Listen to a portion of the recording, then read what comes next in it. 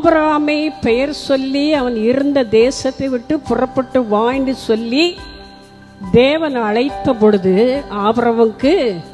ஒரு அடி நிலம் கூட இருந்தது இல்லை. இதிலே ஒரு அடி நிலத்தை ஆகிலும் அவனுடைய கையாட்சிக்கு கொடாமல் இருக்கையில் அவனுக்கு ஒண்ணும் இல்லாத வெறுமையான சூழ்நிலையில தான் கர்த்தர் பேசுகிறார். அவனுக்கு பிள்ளை இல்லாத, அவனுக்கு புத்திர சந்தானமும் இல்லை, பிள்ளை பாக்கியமும் இல்லை, உனக்கும் உனக்கு பின்வரும் உன் சந்ததிக்கும் அந்த ஒரு அடி நிலமும் இல்லை, புத்திர பாக்கியமும் இல்லை. இப்படிப்பட்ட சந்தர்ப்பத்துல தான் அவர் என்ன சொல்றாரு, உனக்கும்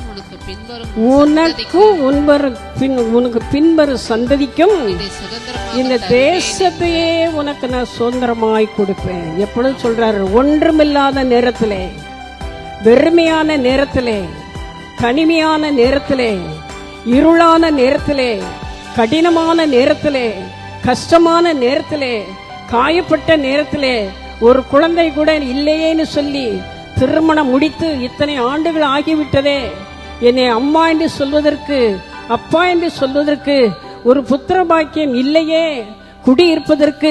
ஒரு குடிசை கூட இல்லையே, இவ்வளவு பெரிய ஒரு சூழ்நிலையிலே, இவ்வளவு பெரிய இக்கட்டிலே இருக்கிற எனக்கு கர்த்தர் கொடுக்கிற வாக்குத்தத்தம், ஒரு அடி நிலம் கூட இல்லாத சூழ்நிலையிலே,